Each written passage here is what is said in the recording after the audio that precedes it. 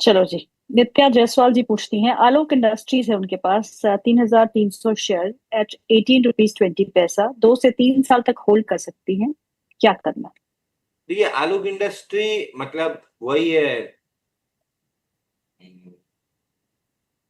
कौन सी एक पिक्चर थी उसमें अमिताभ बच्चन के पिताजी रहते हैं वो अमजद खान। तो वही वाला हाल आलोक इंडस्ट्री और नेटवर्क 18, हैथवे, डैन सबका हो गया है। पापा जी का कोई फोकस ही नहीं है बच्चों पे। तो जब तक पापा जी का फोकस नहीं आ रहा है तब तक कुछ हो नहीं रहा है। होल्ड कर रहा है तो होल्ड करे रहिए, कोई खास दिक्कत भी नहीं दिख रही है, बट पापा जी का फोकस आने तक तो कुछ भी नहीं हो रहा है स्टॉक में। Here and there True. Bounce back में आपको 17.5 18 रुपए मिल जाए, एक बार सवाल पूछ लीजिएगा। एस्ट्रल जी। देखिए नया डे हाई, बाजार अभी नया डे लो बनाने की तैयारी में, एस्ट्रल नए डे हाई पे खड़ा हुआ है। Relative strength, focus relative strength. एक बार मैडम मैं रिक्वेस्ट करूंगा, एस्ट्रल का चार्ट लगा के आप 1 साल का चार्ट लगवा दीजिए। एस्ट्रल का चार्ट लगाइए प्रोड्यूसर साहब। Astral, ASTRAL। और ASTRAL एस्ट्रल, अरे निफ्टी 750 का चार्ट है, 1 ईयर 1 ईयर। अब देखिए ये ब्रेकआउट आया था, ये दोनों टॉप के बीच का वो ब्रेकआउट वहां आया था। ये चूंकि आपका क्लोजिंग चार्ट है, हाई लो नहीं है इसमें, इसलिए आपको क्लियर नहीं दिखेगा।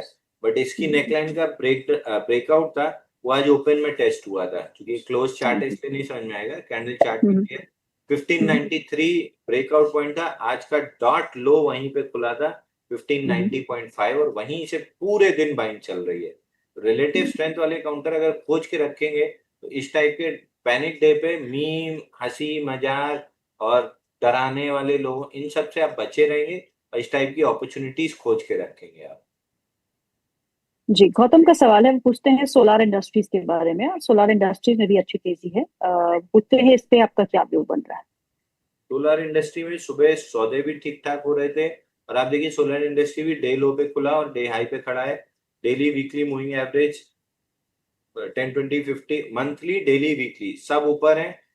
वीकली मूविंग एवरेज पे ये 8वां 9वां हफ्ता है जहां पे रेस्ट कर रहा है। अगर ये स्टॉक ब्रेकआउट देता है 14,500 के ऊपर, तो एक हम्म। आराम से रैली 15,500 तक की बनेगी।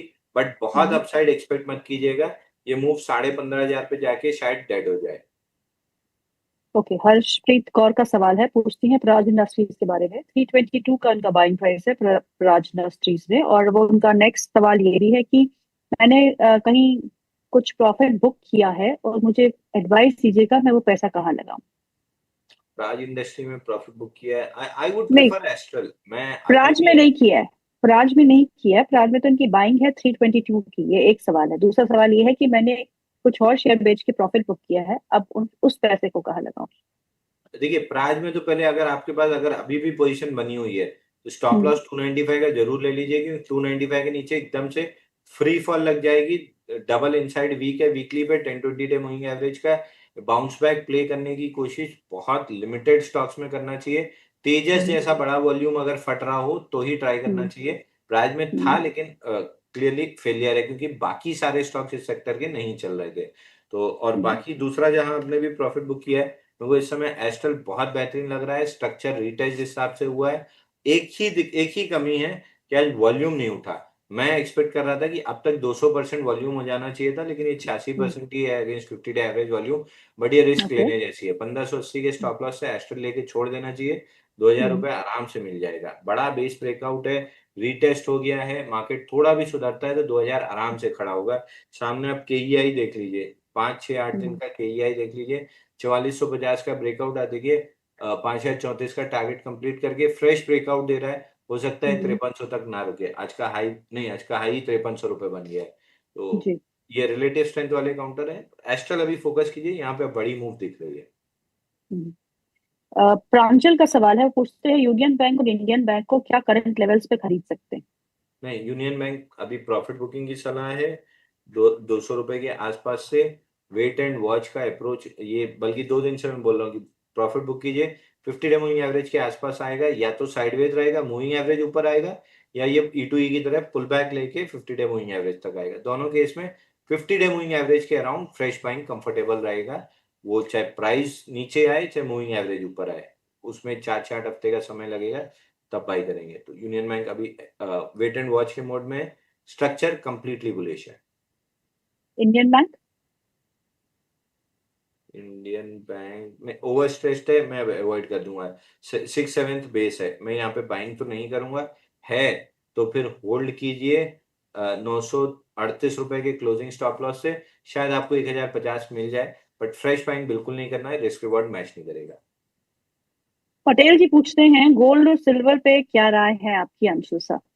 सिल्वर पे राय है $96 की पहली जो हो गई है, दूसरी 107 तक की, वहां पे क्लियरली एग्जिट करने की कोशिश कीजिएगा, ये वापस से नीचे की तरफ चलेगा। गोल्ड पे अभी कोई रेजिस्टेंस $5520 तक नहीं है, $5420 पे खड़ा है, तो $100 की तेजी और आपको मिल सकती है।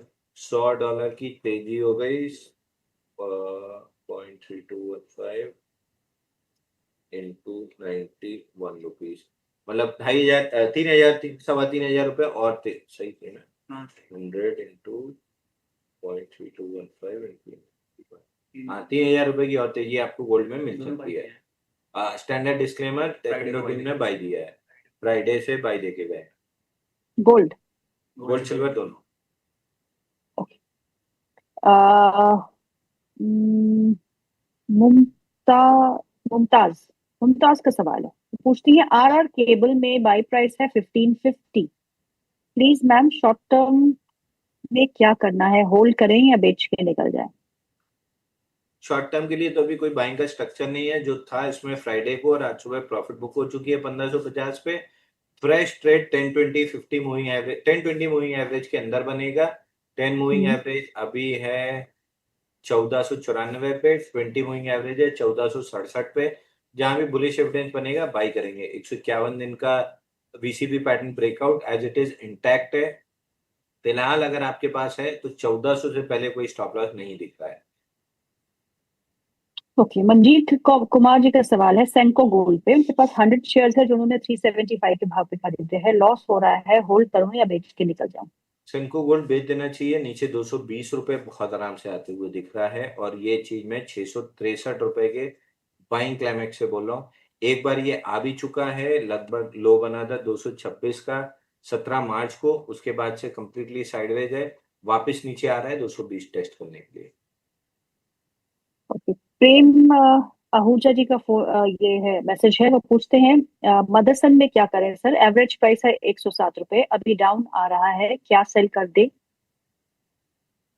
मदरसन में आज गैप के साथ स्ट्रक्चर तोड़ा है, लेकिन फेलियर तब होना स्टार्ट होगा जब ये 123 के नीचे क्लोज होना चालू करेगा, ऑर्डर ब्लॉक फेल करेगा। लॉन्ग पोजीशन जिसके पास भी है होल्ड करना चाहिए, 124, 123, 123 का स्टॉप लॉस लगा के।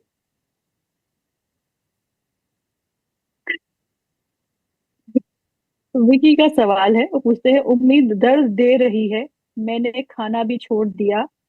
Good noon sir. Anshul sir ने पेटीएम दिया था 1170 पर, 1070 का स्टॉप लॉस था, अब क्या करें प्लीज बता दें। देखिए, अगर आप ट्रेडिंग कर रहे हैं तो 1097 के नीचे अगर आज क्लोज करता है तो स्टॉप लॉस कट जाएगा, और अगर आप इन्वेस्टिंग कर रहे हैं तो 1271 के ऊपर टिका ही नहीं है, तो अभी इन्वेस्टिंग वाला लॉन्ग पोजीशन बना नहीं है। हम्म, 875 वाला हमने 1270 में बुक किया था, हम्म, 1270 पे हम कंसोलिडेशन के बाद फ्रेश ब्रेकआउट एक्सपेक्ट कर रहे थे। हम्म। कंसोलिडेशन बनी, लेकिन ब्रेकआउट की जगह फिलहाल ब्रेकडाउन आ रहा है। मैं ब्रेकडाउन में इंटरेस्टेड नहीं हूँ। ट्रेडर है, 1097 के नीचे स्टॉप लॉस कट रहा है, एग्जिट करके अपना 1% या 0.25% जो भी कैपिटल का लॉस हो रहा है उसको एस्टल में कन्वर्ट कर लीजिए, प्रॉफिट निकल आएगी। बिना ट्रेडिंग ये रिस्क पर ट्रेड वाली चीजें लगा के क्वांटिटी ली है तब तक तो ठीक है, नहीं तो आप पहले इसको छोड़ के उसको सीख लीजिए, और वो नहीं सीख पा रहे हैं तो म्यूचुअल फंड में चले जाइए। इन्वेस्टर है तो वेट कीजिए 1271 के ऊपर डिसाइसिवली क्लोज करे, तब पेटीएम में ऑल टाइम हाई खुलेगा। फिलहाल वो स्ट्रक्चर नायका में है, तो नायका पे फोकस होना चाहिए। ओके। अक्षय पटेल का सवाल है, पूछते हैं इंडसइंड बैंक में अब क्या करना है, क्या कर सकते हैं, पूछते हैं। इंडसइंड बैंक में अभी प्रॉफिट बुक होने के बाद से कोई फ्रेश ट्रेड बना नहीं है। फ्रेश ट्रेड अभी 10 मूविंग एवरेज 10-20 कैचअप हो चुका है, लेकिन इस बार लग रहा है 50 मूविंग का एवरेज कैचअप होने के लिए वेट करेगा, और 50 मूविंग एवरेज कैचअप होने कम से कम 7 से 8 दिन चाहिए। तो 7-8 दिन तो इसमें कुछ भी नहीं होता है। और मेरा ओके। मेरा मेरा एक सवाल दर्शकों से रहता है, इतनी बार मैं इतनी चीज बता चुका हूँ, 10-20-50 मूविंग एवरेज, क्या सवाल पूछने की जगह मोबाइल में कोई हर ट्रेडिंग ऐप में ट्रेडिंग व्यू इंटीग्रेट हो चुका है, फ्री में भी अवेलेबल है, एक बार 10-20-50 डेली चार्ट पे और वीकली पे लगा के क्या हम खुद एक बार नहीं देख सकते कि उससे इतनी दूर है, इतनी दूरी पे बाइंग नहीं बनता, वो मैग्नेट की तरह एक्ट करता है, तो अपॉर्चुनिटी क्यों वेस्ट करें? बल्कि ऐसे इन अपॉर्चुनिटीज को इस तरीके से नहीं यूज किया जा सकता कि एस्ट्रल आज गैप डाउन खुला था, ओपन लो था, 10-20 मूविंग एवरेज के पास था, ब्रेकआउट रिटेस्ट कर रहा है, क्या एस्ट्रल में 1% ऑफ द कैपिटल रिस्क पे लेना चाहिए कि 2% कैपिटल रिस्क लेते हुए लॉन्ग करना चाहिए? क्या इस टाइप की क्वेरी से और अपनी और दूसरों की मदद नहीं की जा सकती है, बजाय ब्लाइंड क्वेरीज करने के कि क्या इसको लेना और बेचना है, जब आपके पास फॉर्मूला ही रखा हुआ है, वो मैंने छुपाया नहीं है, आपको दे दिया है कि 10-20-50 मूविंग एवरेज से दूर बाइंग नहीं बनती है, तो अगर उससे दूर है तो बाइंग पूछने का कोई मतलब बनता है? अपॉर्चुनिटी वाइसली यूज कीजिए ना, कि अगर अगला अपना टाइम दे रहा है तो मैं वाइसली उसका टाइम यूज कर लूं।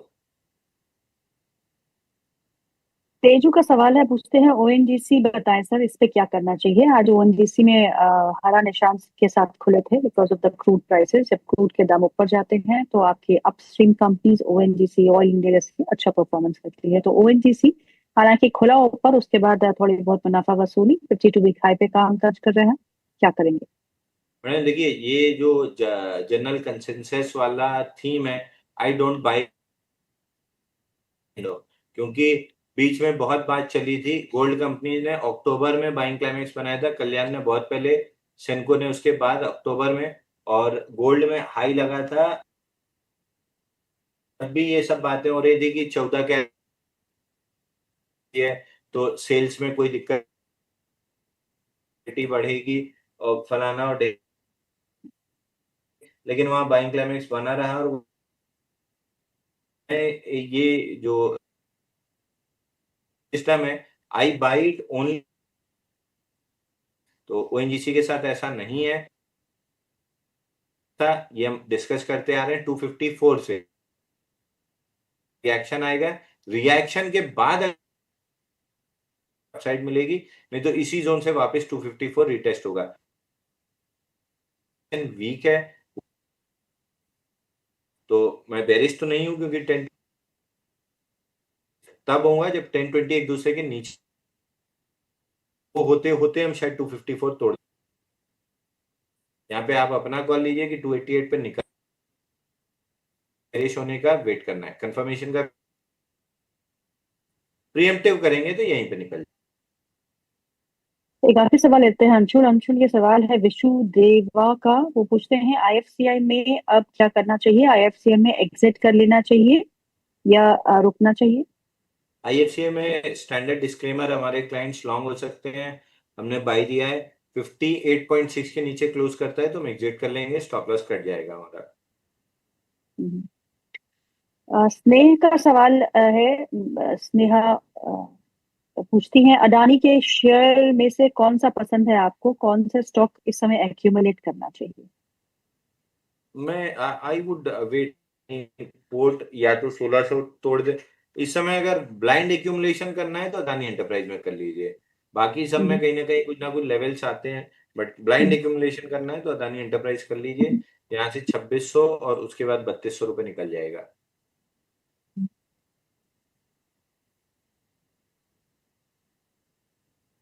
अंशुल, एक आखिरी सवाल पूछना चाहूंगी मैं आपसे कि आपने कहा कि रिलेटिव स्ट्रेंथ वाले काउंटर्स पर नजर बजानी चाहिए, तो रिलेटिव स्ट्रेंथ वाले काउंटर्स एक बार आप हम that is right, but relative relative strength कहाँ है? ये एक बार फिर दोहरा दीजिएगा। मैं 4-6 नाम आपको बता के जा रहा हूँ, चार्ट खोल के एक बार पढ़ेंगे तो फॉर्मूला भी आप लोग सीख जाएंगे।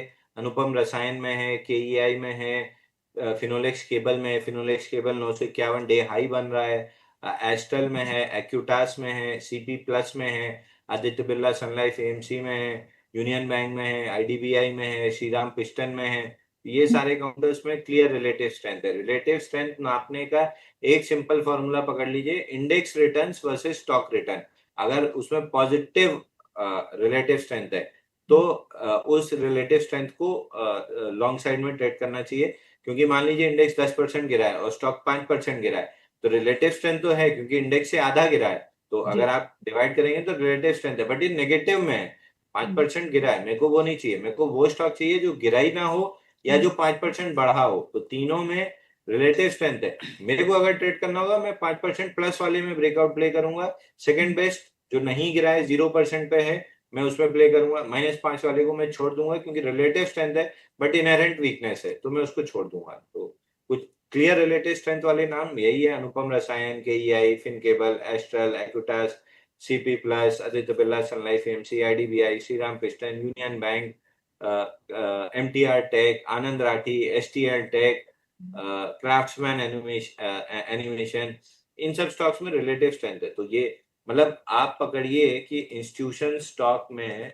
अगर मैं इंस्टीट्यूशन स्टॉक पकड़ूं, 813 इंस्टीट्यूशन स्टॉक है, यहाँ पे इंस्टीट्यूशंस की 10% से ज्यादा होल्डिंग है, मैं उसको इंस्टीट्यूशन स्टॉक मानता हूँ। अगर मैं उन 813 पे रिलेटिव स्ट्रेंथ का स्कैनर रन करूं तो 168 स्टॉक केवल आ रहे हैं। मतलब आप समझिए कि 800 में 168, तो परसेंटेज के लिहाज से कितना कम है। इसको आप दो तरीके से देख सकते हैं कि